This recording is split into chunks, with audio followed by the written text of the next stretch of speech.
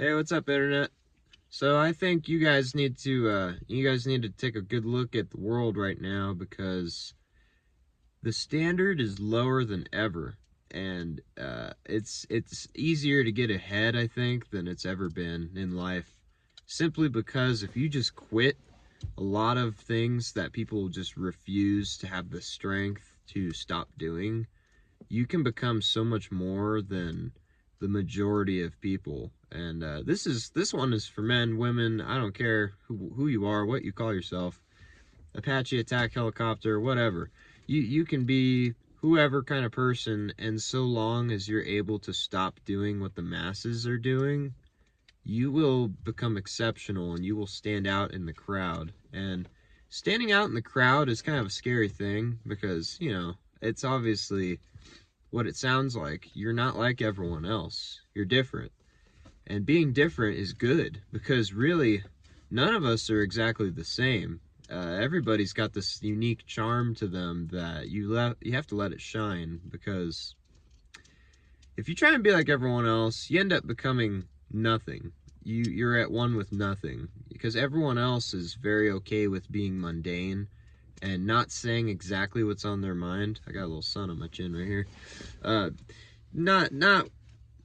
not being their true self, not really doing the things they want to do, not really saying the things they feel like saying, and that's really a disgrace because you are unique in every situation, every encounter in life. You are your own person, and if you show people how truly special you are, it might scare some. It might really scare some away, and it's easy to be intimidated. Someone's bumping their music. It's like 9 in the morning. I'm kind of surprised to hear that. Yeah, if you become someone that no one really knows, you're just this standout person that's in a crowd, and no matter where you go, you're always the life of the party. Then you'll really be remembered among everyone else, and that's only due to the fact that you said something outrageous. You did something outrageous, and that's good. I feel like that's really good. And I remember in my first video I mentioned the pioneers, the trendsetters of genres and everything. Those guys, those women, they were definitely not accepted in all groups. They were always the outcast, the outsider. And that's not necessarily a bad thing, because I'm going to use Jonathan Davis from Korn here as a good example, okay? He was not somebody that everyone was friends with growing up with. In fact, he was actually the kid that got picked on the most. Probably he got hated on, excluded from lots of big events, and just basically he was the target practice. And now look at him. Everybody wants to be like him. Look at all the huge concerts he's played with his band, and how millions of people who are in the crowds are the exact people that would have been bullying him when he was younger. And now they want to be him. Isn't it funny how that can turn out? It's always the ones that hate you the most that end up wanting to be your best friend now that you've succeeded. So when you start getting hate, just know you're on the right path. You're on the right road, because if you're not hated, at least in some degree, or disliked, hate is, but disliked, discouraged, you're on the right road, because that shows something within them that they are incapable of doing. They can't achieve something that you're able to achieve.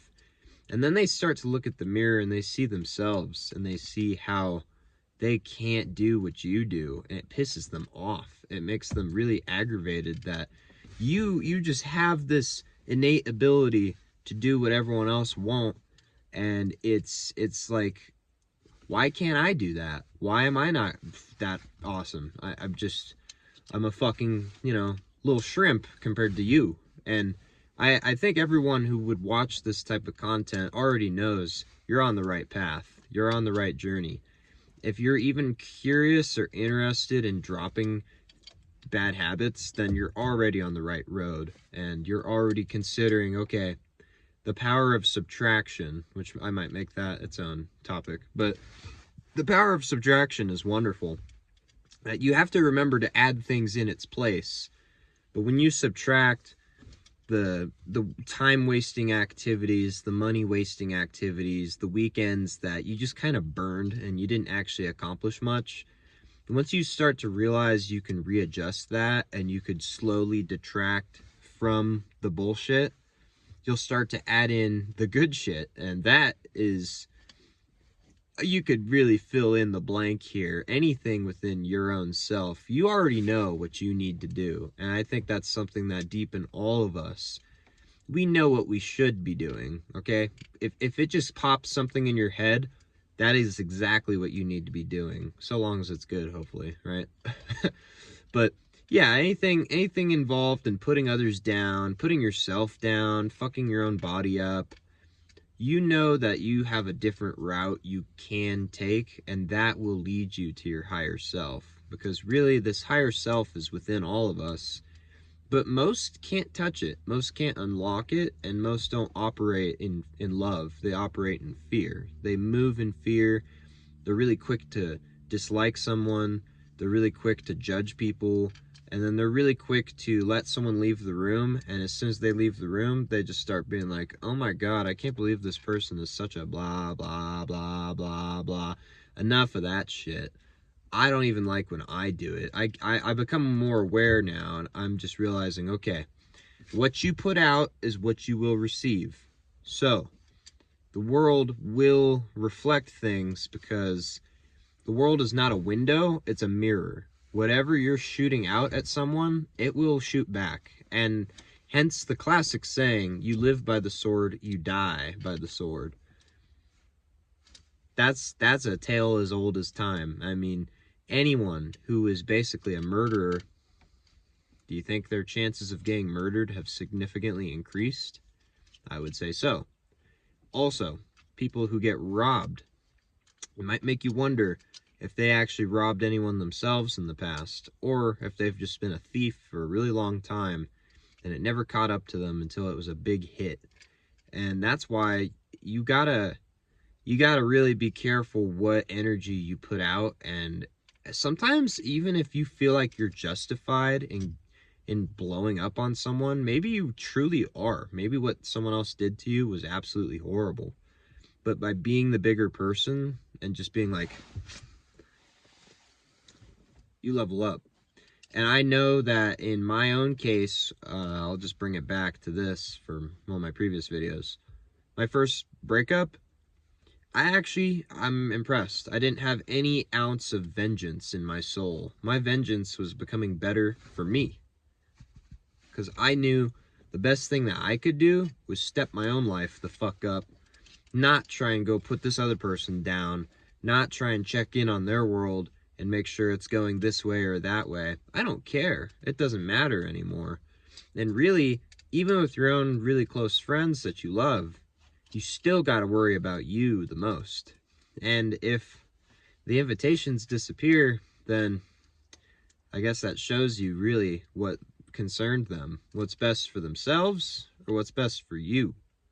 What's best for you is to always stay on your purpose, on your mission. Your mission could be anything, but truthfully, I think you can have a few missions at the same time. Having a better physique, having a better diet, having a better financial situation, saving more money, spending less on bullshit. You know, that's something that we can all kind of chip away at for the rest of our life. I don't think you'll ever truly master the art of saving money and investing money, because really, you can't save your way to the top. If you ever want to, I mean, personally, I don't, so I don't think it's within my capability. But if you want to be a billionaire, if you feel that that's something in you that you feel you can achieve, then it's possible.